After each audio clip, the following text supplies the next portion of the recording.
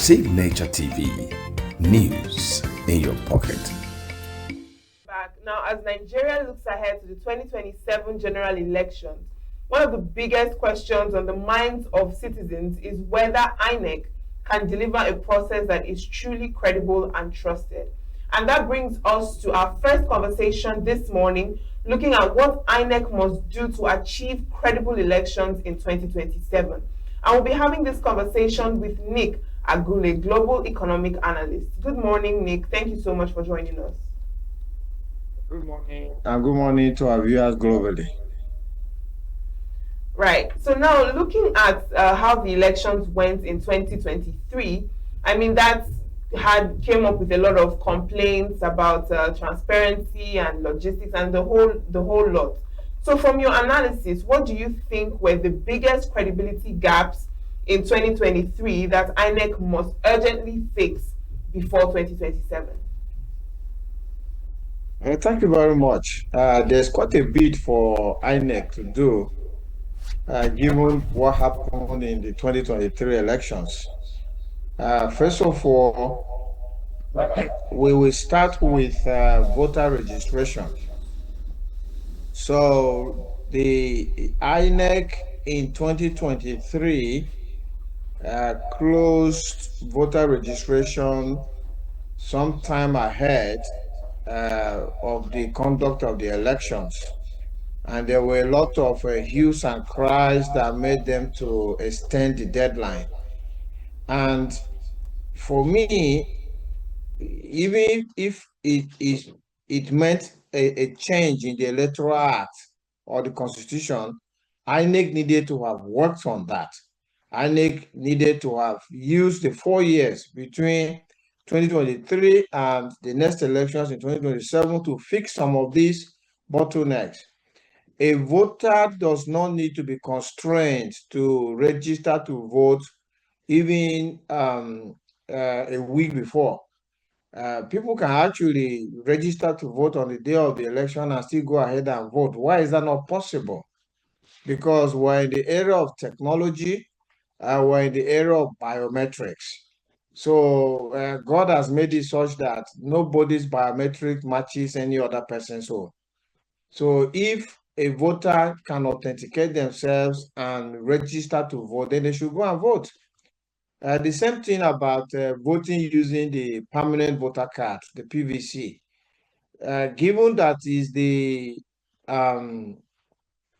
technology that INEC uses, we have the beavers, and it's the beavers that actually accredits the voter using their biometrics, either their thumb or their eyes.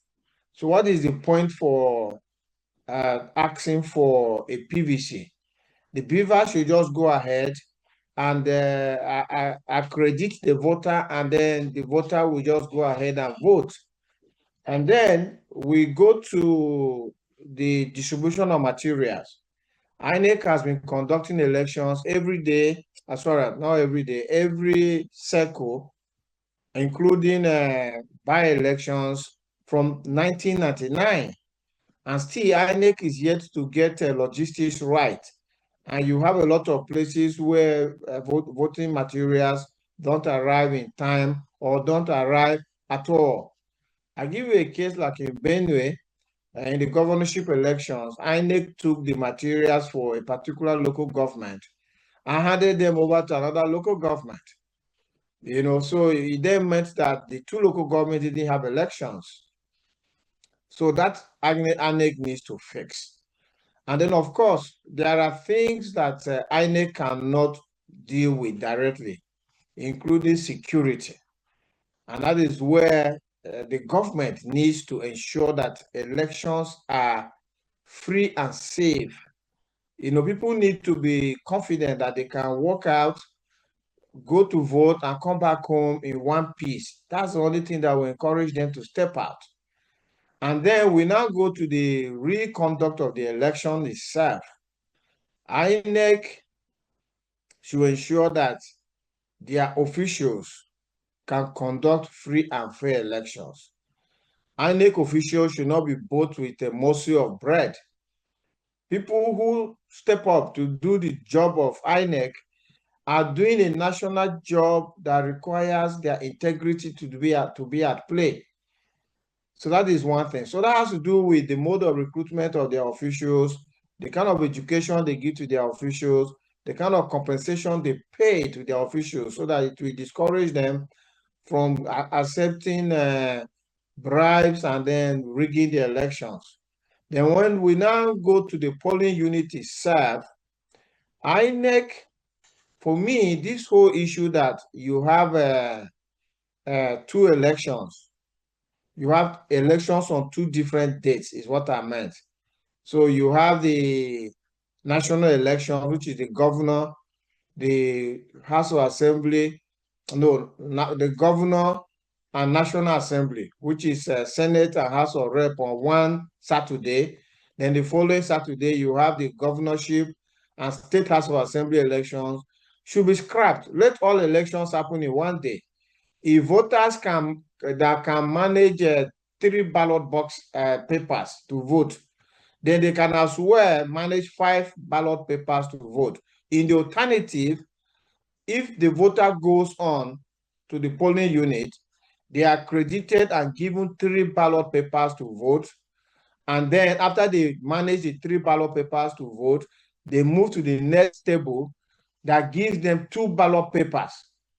And then they continue on to vote for the governorship and House of Assembly. Because this issue of voting on 2 different Saturdays is a form of rigging elections.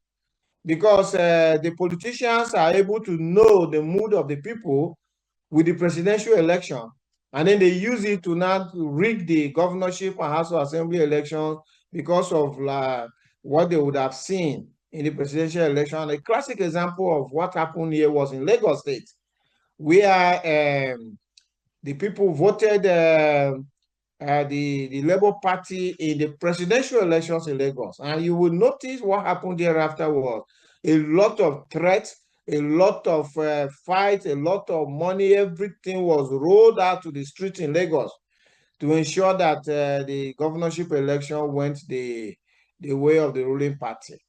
Yeah, so that is the conduct of the election. And then when the voting has happened, INEC must ensure electronic transmission of results. Transmit results to all Nigerians. Let them be their own polling unit agents by validating that what has been put out on the server is what they actually declared at the polling unit. So INEC must ensure that happens. Like at the polling unit where I voted for the presidential election, the INEC staff did not want to upload the results. We practically more or less held them hostage and said, look, you must upload this result, which you have declared there. And they uploaded it, despite all the excuses that they were given. When we held them to ransom to upload it, they uploaded it, and we confirmed that the result was actually put out on the server, before we departed the polling unit. But it is not all polling units that we have that capacity to be able to get INEC to do that, So then, of course, we have the case of qualification to stand for office. And there are a lot of situations where INEC clears people to stand for office. And then after the election happens, then the courts now take the person out. Oh, this person was not qualified to stand for election in the first place. Why would such a person would have scared INEC's criteria for standing for election in the first place? Then, of course, there are other matters that perhaps are beyond INEC, but are within the ambit of the National Assembly to deal with in terms of electoral law amendment and constitution, including the fact that when an election is disputed in the law court or at the election tribunal, currently as we have it, it is the loser of the election that is made to prove that the elections were conducted in substantial compliance with the electoral law and the constitution. The loser of the election that does not even have access to the evidence to be able to take his case to court and prove it. So the electoral law and the constitution needs to be changed such that if an election is disputed in the law courts or at the election tribunal, let it be INEC that should come and prove that they, INEC, conducted that election in substantial compliance with the electoral law and the constitution, because they are the ones that have the evidence. They are the ones that actually conducted the election. So I don't understand why a person who did not conduct the election is the one who currently has to go and prove that the elections were not conducted in substantial compliance with the electoral law. You know, and then of course, the big one in the room is the fact that because INEC conducts elections way too close to handover, we now have a case where someone will win an election. The election is being hotly disputed. It's already at the tribunal, and the person is sworn into office. And then we now have a case where sometimes when the person is already in office and the tribunal, all the way to the Supreme Court sometimes says that, oh, the person is not the rightful winner of the election. And then they now swear in somebody else into office. That is the reason we have what they call off-cycle election in Nigeria. The generation of off-cycle election in Nigeria is something that has been caused by INEC.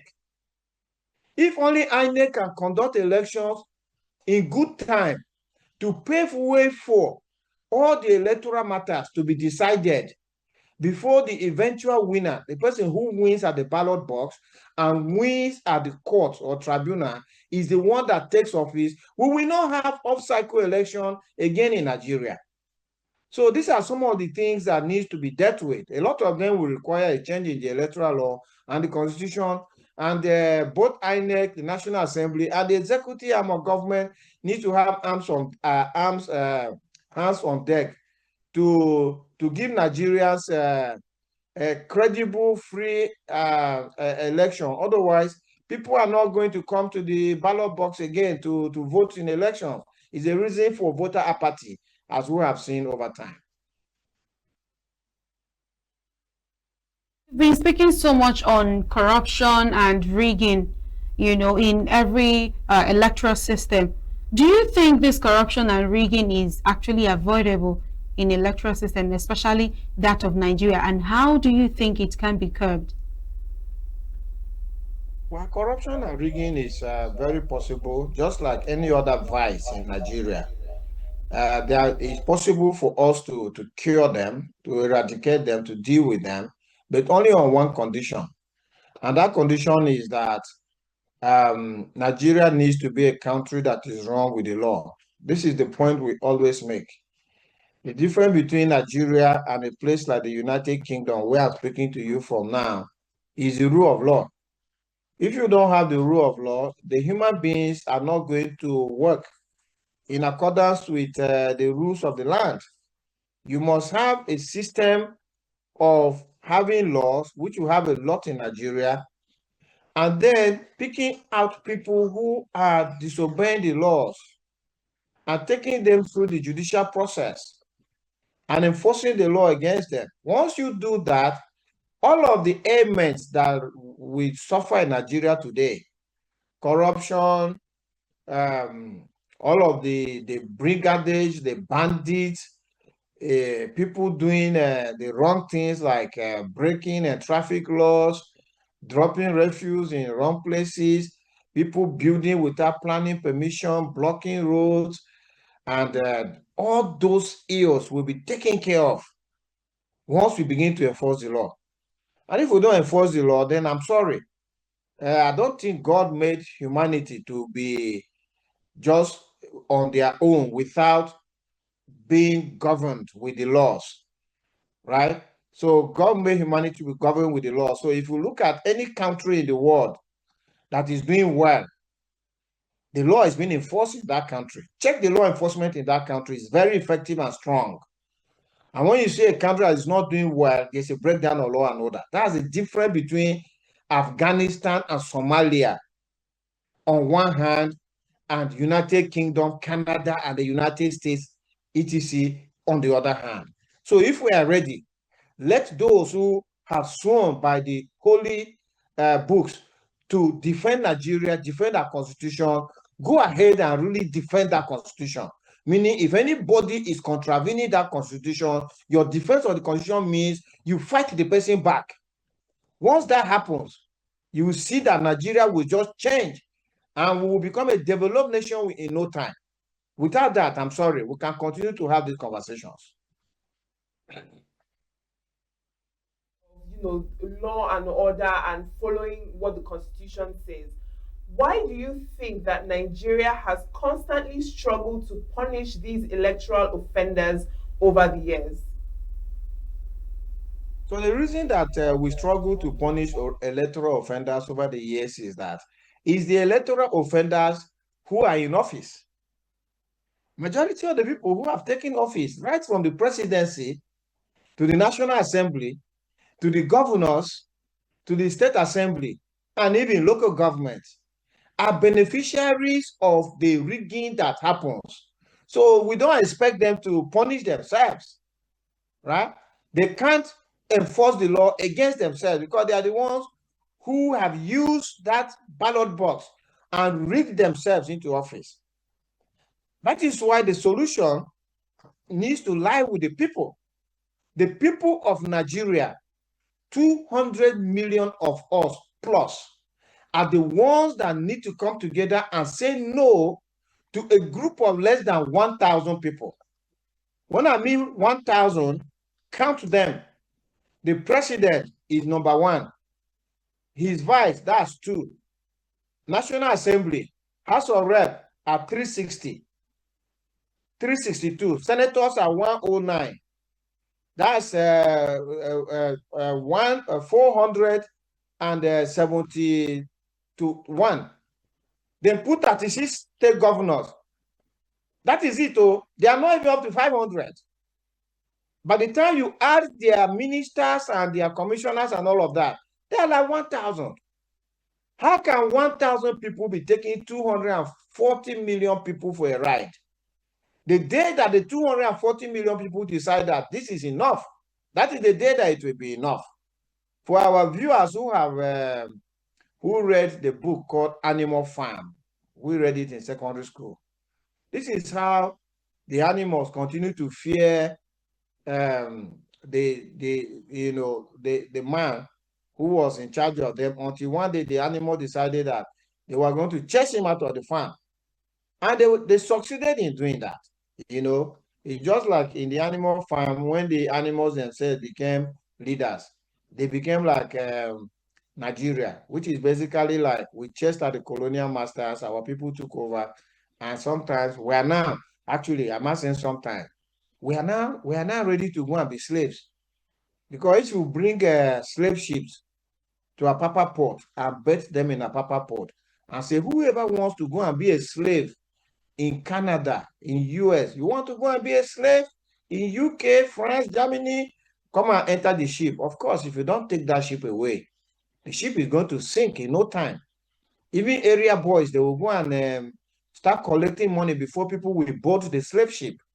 So that is the situation where we have found ourselves. As a people, instead of fighting to reclaim our democracy, we're all running away to foreign lands. In the minds of almost every youth in Nigeria today is get a visa and leave Nigeria. So we just need to say we have suffered enough, we are ready for these guys, and we go and get this thing done. If we don't, I'm sorry, it's not going to happen for us.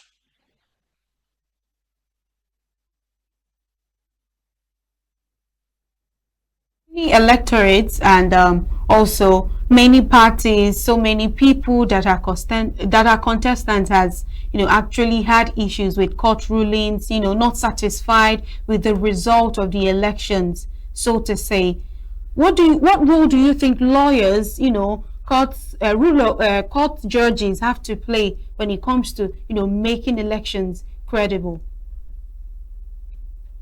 it is said the judiciary is the last hope for the common man.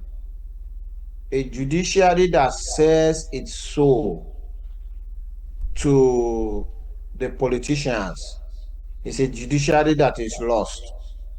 And this is why, for me, the speech that was made by Dr. Obi Ezekwesili at the MBA conference in Enugu, I think that lawyers must play that speech over and over again in their offices, wherever they are, whether they are in practice or they are in the corporate world or they are in government.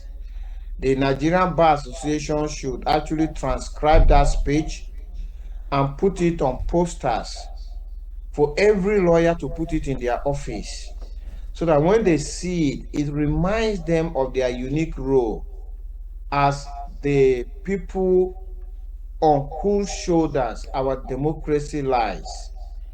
If the lawyers sell out, we are gone.